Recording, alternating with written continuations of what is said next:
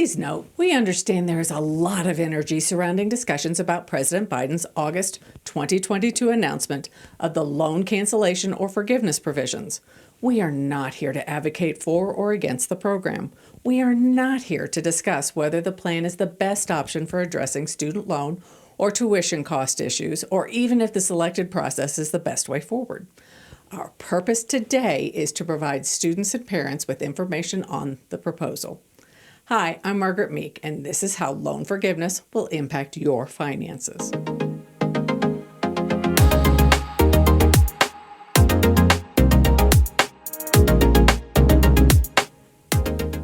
So, you think there's a lot of money coming your way? That may or may not be accurate. This is a fairly complicated plan. It isn't just about $10,000 or $20,000 of forgiveness. It would help if you were open to communication from your loan service agent to determine how this plan will affect your finances. Make sure emails from that office go to your inbox and that you read everything completely upon receipt. As you think through the potential impact on your finances, write down any questions or concerns you have, and then follow up and ask your agent to get clarification. If you're still in college, the Campus Financial Aid Office will be able to provide some information as well. There is also a process for signing up for notifications as the Education Department further defines this plan. Go to studentaid.gov/debt relief and sign up to receive information directly from the government. Generally, we would start with an outline of the program itself. However, with the level of incomplete and inaccurate information being spread, we think it is best to start with a few warnings. Beware of scams. If you are offered money up front in return for your paying back the scammer, run. Do not walk away from this offer. This is a scam. Your loan forgiveness will be applied to your loan account. You will not receive it in cash or in your bank account. Watch out for loan forgiveness scams. If you hold loans from private organizations, banks, or other financial institutions, this program will not forgive any of that debt. This program applies only to the federal government's loan program facilitated through the FAFSA process.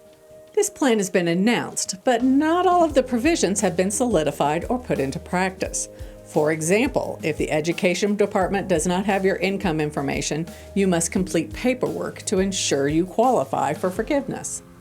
The government has indicated that registration process will not be in place until late 2022. Be patient and be willing to learn new information about how the program's final composition will impact your loan. The pause on federal student loan payments currently expires on December 31st, 2022. As of now, you must start paying on your loans beginning in January of 2023. Be prepared to restart your payments if you stop during the pause. The president clearly stated that he has no intention to pause payments past the end of 2022.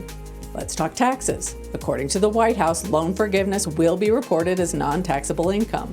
You have to report it on your tax forms, but you don't have to pay taxes on the $10,000 or $20,000. However, you may be on the hook for state taxes depending on how your state's tax code is written.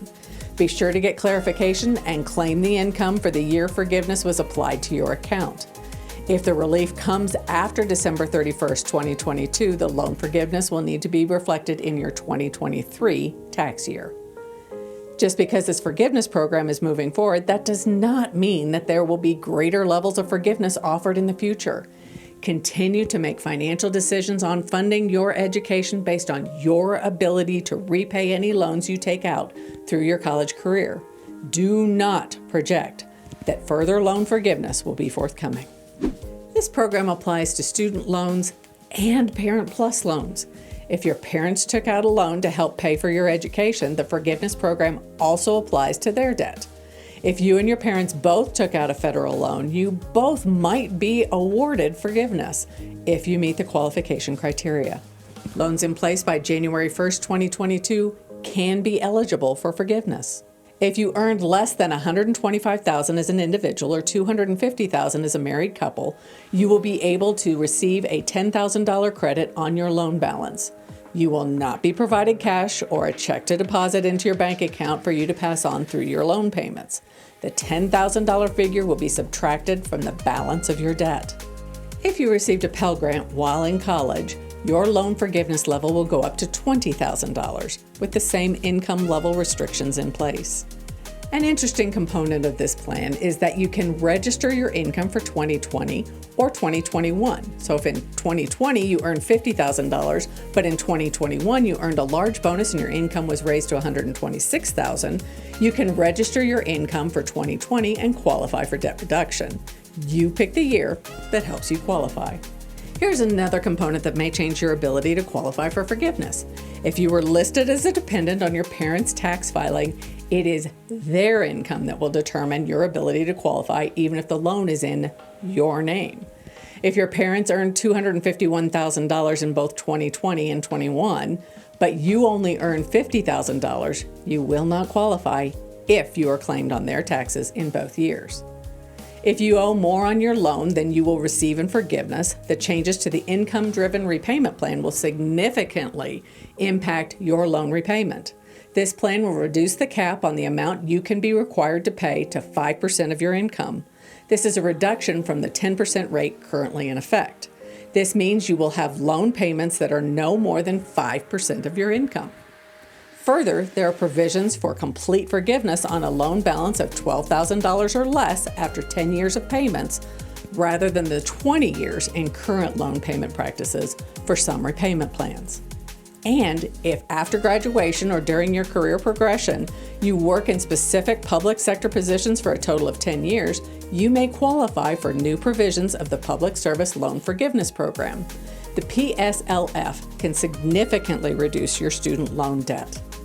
Should you own less in loan repayment than you believe your account will receive in forgiveness, make sure you register for the cancellation approval as soon as possible.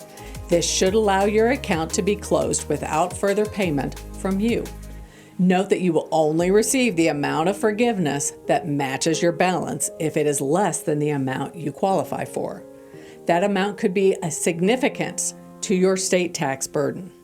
Suppose you have continued to pay off your student loan debt throughout the 2+ year pause in loan repayments, and those payments took your balance down past the amount you could have earned in forgiveness. In that case, the government is working on a process to allow you to request repayment for the difference. In other words, if you paid your debt down to $8,000 and you qualify for $10,000 forgiveness, you could earn a $2,000 reimbursement of your payments.